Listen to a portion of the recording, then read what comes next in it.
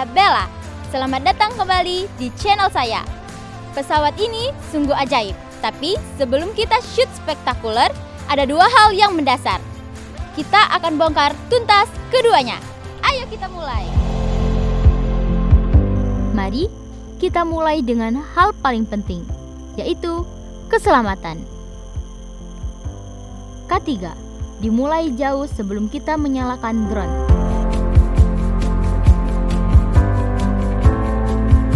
Pertama, pemeriksaan hukum dan lokasi. Di Indonesia, kita wajib mematuhi regulasi seperti PM 180 tahun 2015. Cek aplikasi seperti Sidopi atau AirNav untuk memastikan lokasi Anda bukan zona terlarang atau zona R, seperti Istana Negara atau zona terbatas, dalam kurung zona D, seperti kawasan militer atau bandara. Terbang di area ini tanpa izin adalah ilegal dan sangat berbahaya. Kedua, pemeriksaan cuaca dan angin. Drone Anda memiliki batas ketahanan angin. Jangan terbang saat 1. Hujan atau badai, karena bisa merusak komponen elektronik. 2. Angin kencang melebihi batas spesifikasi drone Anda. 3. Visibilitas rendah atau kabut tebal, karena Anda harus menjaga drone dalam jarak pandang mata. Visual line of sight. Ingat, cuaca bisa berubah cepat. Pre-flight check harus dilakukan 15 menit sebelum terbang. Sekarang, mari kita pindah ke pesawatnya. 1. Propeller dan motor. Periksa setiap baling-baling, apakah retakan, goresan, atau bengkok. Ganti jika ada. Pastikan propeller terpasang dengan kuat. Putar perlahan motor. Pastikan tidak ada serpihan pasir atau kotoran yang menghambat putaran. 2. Frame, gimbal, dan kabel. Pastikan frame tidak retak. Jika drone Anda menggunakan gimbal lock, pastikan sudah dilepas sebelum menyalakan drone. Dan yang terakhir, pastikan baterai terpasang di frame dengan aman atau tidak goyang. Mari kita bongkar tuntas bagian-bagian drone. 1. Frame, dalam kurung rangka. Ini adalah tulang belakang. Biasanya terbuat dari carbon fiber. Karena ringan dan memiliki rasio kekuatan berat yang tinggi, bentuknya menentukan aerodinamika drone. 2. Motor. Kebanyakan drone menggunakan motor brushless. Kenapa brushless? Karena lebih efisien, lebih bertenaga, dan tahan lama. 3. Propeller. Propeller adalah sayap yang berputar. Ada dua jenis utama, yaitu 1. Clockwise dan 2.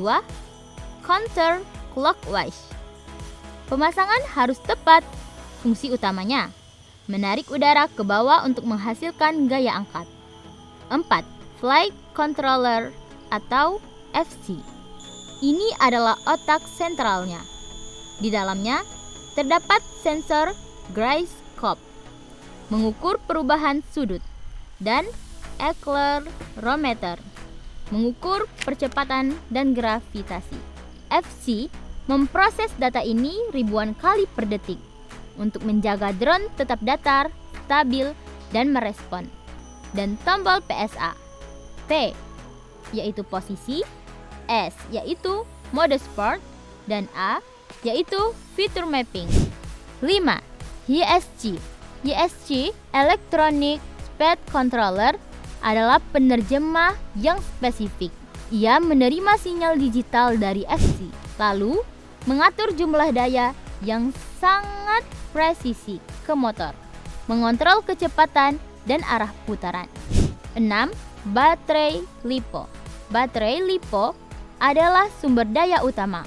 Kita harus memahami kode pada baterai, misalnya 3 sel seri dan rating debit. Semakin tinggi rating C, semakin banyak daya yang bisa ditarik motor. 7. Receiver dan RC. RC atau remote controller kita adalah pemancar dan receiver di drone adalah penerima. Komunikasi ini biasanya menggunakan frekuensi 2,4 GHz atau 5,8 GHz. Sinyal yang kuat memastikan kita tidak kehilangan kendali. 8. Kamera, gimbal, dan sensor. Kamera merekam gambar. Gimbal adalah stabilisator mekanis 3 sumbu yang mengisolasi kamera dari gerakan drone. Inilah rahasia video sinematik yang mulus. Sensor penting lainnya, modul GPS untuk posisi global. Drone canggih juga punya vision sensor untuk menghindari rintangan dan barometer untuk mempertahankan ketinggian secara akurat.